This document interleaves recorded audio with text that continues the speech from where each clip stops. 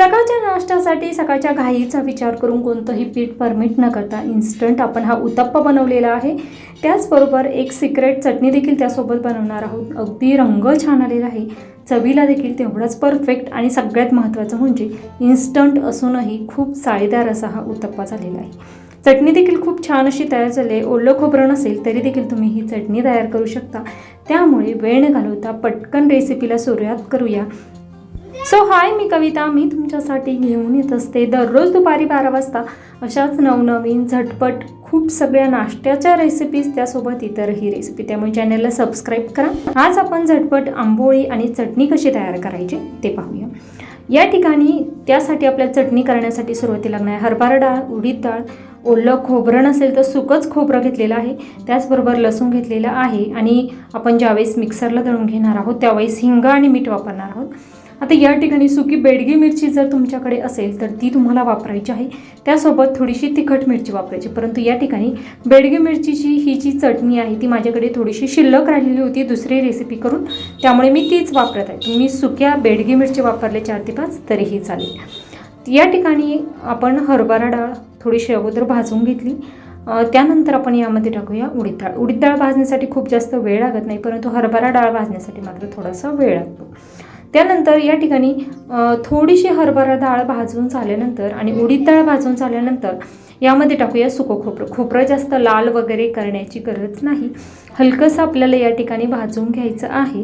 या ठिकाणी तुम्हाला जर शेंगदाण्याचा वापर करायचा असेल तरी देखील तुम्ही भाजलेले शेंगदाणे या चटणीमध्ये वापरू शकता, परंतु मी या ठिकाणी शेंगदाणे वापरलेले नाहीत। सगळे जिन्नस या ठिकाणी आपण छान अशा भाजून घेत आहोत। यामध्ये लसूण टाकलेला आहे आणि सगळ्या जिन्नस आपल्या ऑलमोस्ट भाजून झालेले आहे।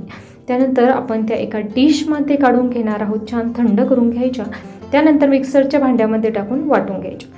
आता मिक्सरच्या भांड्यामध्ये टाकताना आपल्याला चवीनुसार मीठ टाकायचं, थोडासा हिंग टाकायचा आणि जी लाल आपण बेडगी मिरचीचं वाटण घेतलेलं होतं ते देखील आपण यामध्ये टाकणार आहोत। कमीत कमी पाण्याचा वापर करून जास्तीत जास्त बारीक छान अशी ही चटणी आपण मिक्सरला दळून घेतलेली आहे आणि चटणी पाहू शकता खूप छान परफेक्ट अशी दळून झालेली आहे।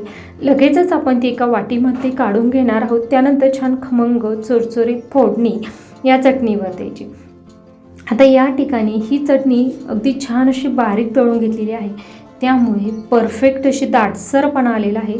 ही चटणी दळण्यासाठी आपल्याला अर्धी वाटी एवढं पाणी लागलेलं आहे आणि ही चटणी लगेचच मी एका बाउलमध्ये काढून घेत आहे।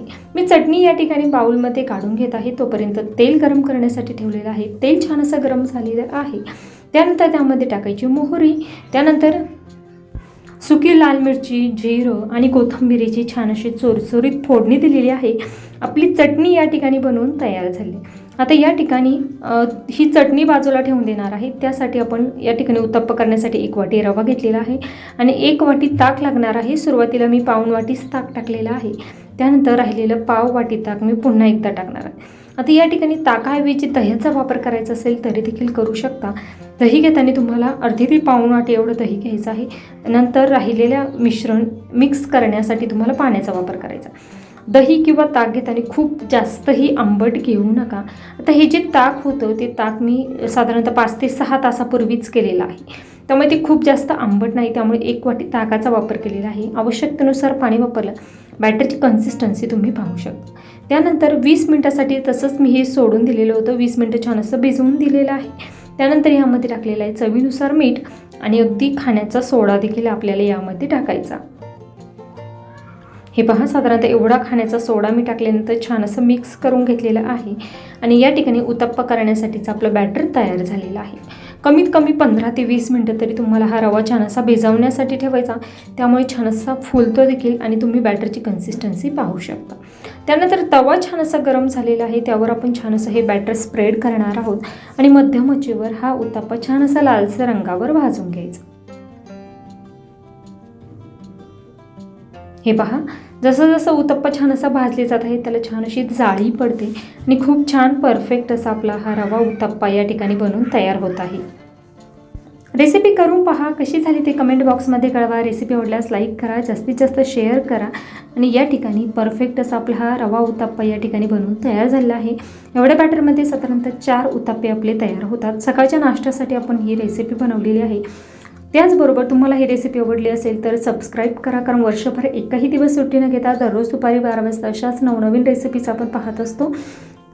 वेळात वेळ काढून माझी रेसिपी शेवटपर्यंत पाहिल्याबद्दल धन्यवाद.